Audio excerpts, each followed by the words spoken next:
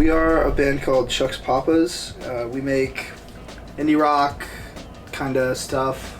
Adjacent, it's a little rock and rolly, but I'd say mainly like indie would be kind of the space. It's not quite that like jazz chorus pedal, Major 7 kind of indie, but it's still indie. It's good stuff.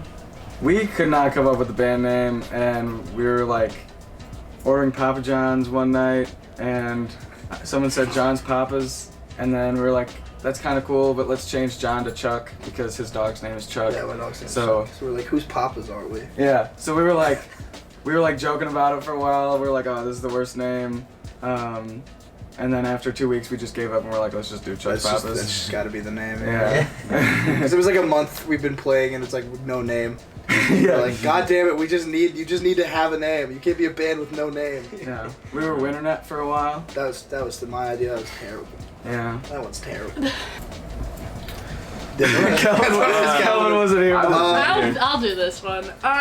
One time I went to a house show and it was in Bloomington and Harrison was doing a solo gig and I was like, oh shit, like this is really cool.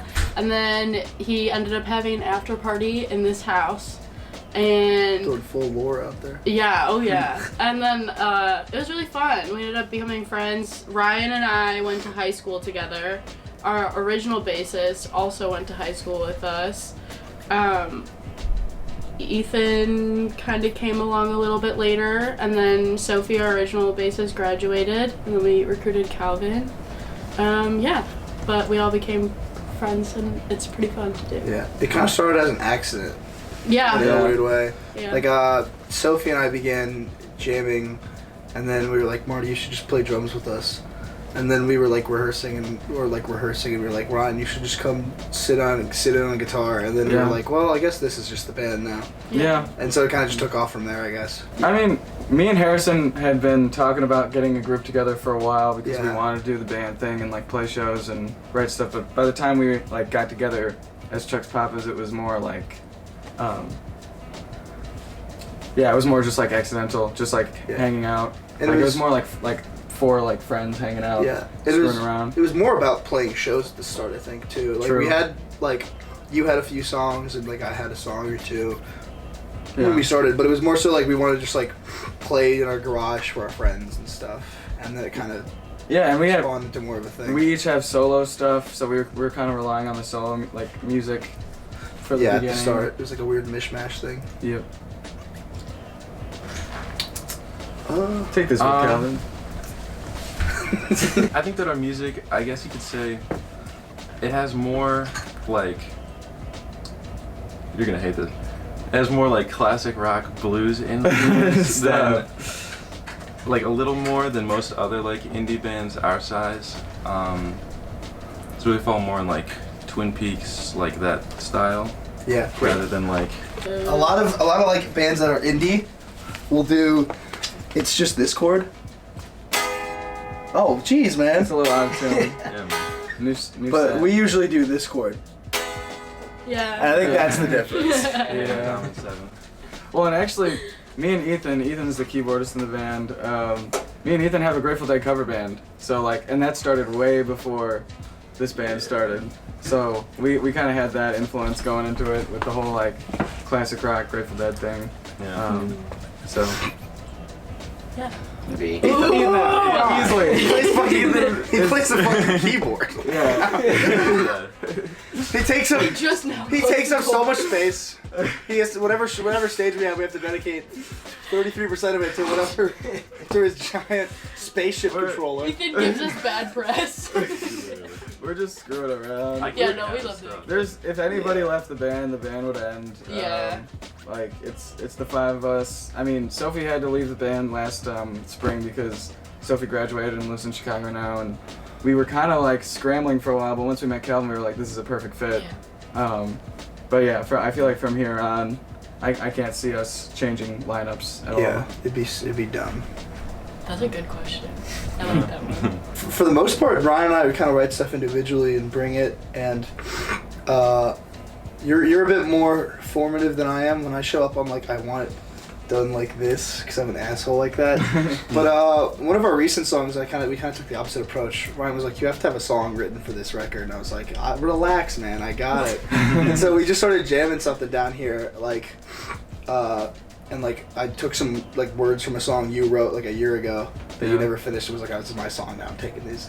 I just ripped it from you, and then like within the hour we were like, "Well, we have the whole song now." Yeah. So that was kind of cool because it's the opposite. Usually I come with like a very specific idea of what we're looking for, but that was cool because it was kind of the opposite where I was like, fucking, you're playing that part? Cool, I'll play this part. Like, that was fun. Ethan, we said we're kicking you out. That's cool. Yeah, they said we should pick out the band and we all went, I had "Oh, standing. It's good. we love you." You should See pop ya. your head in. Oh, okay. Best band memory. I'd Aw. probably say the best band memory is Birdfest. Yeah. That's. I said Chicago last week. I wasn't even there. I had fun. Well, yeah, last semester, like as things were getting started, we had this plan to do like a big show at the coffee house. Most of our shows are at the coffee house, but for this one, we were like, what if we brought in like 8 bands and played like a really long set?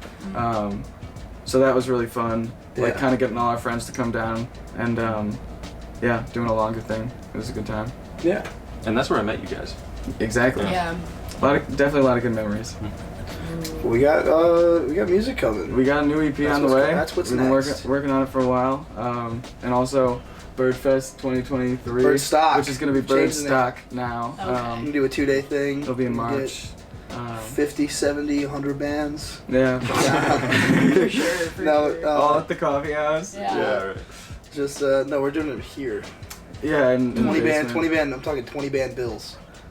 One stage this side of the of the basement. One stage that side. So it's 2 stages. Yeah, it's gonna be That'd be crazy. nice. I've been thinking for a while. Yeah. No, we got a new EP coming out. We're working on getting some more shows started up. Definitely. It's good. That kind of 2-day festival thing is exciting. But that's more about sort of just like ISU DIY scene more so than like our band specifically. Exactly. So for us, we're mainly focused on this like batch of 5 songs that we're should pretty be out. deep in recording on. Should be out in the winter. Single out probably next month or 2. Yeah. You guys plan on like playing in Chicago, kind of getting more into that scene, or? I mean, we take any opportunity we can. We Yeah. just drove up and had kind of a terrible experience. But that's It didn't get paid. Yeah. But we got to hang out with our boys. Yeah, so. and it's our buds, and like we're definitely excited to get into the scene. That's where it's at. You guys got to dress as cowboys. Exactly. Yeah. It was definitely a blast. No disrespect at all. Definitely would love to get back there. Should we get Ethan to pop his head in? I think He's he a- did. Yeah, he should have yeah. popped his head in. God. Poor kid. This is why we were thinking about kicking. This is why we're talking about kicking Yeah, yeah. No, Keep this in. Keep this in. Fuck that guy. I'm just kidding. I'm just kidding. You look right into the camera. Just joking. Thank you. Thank you. Yeah, we appreciate it.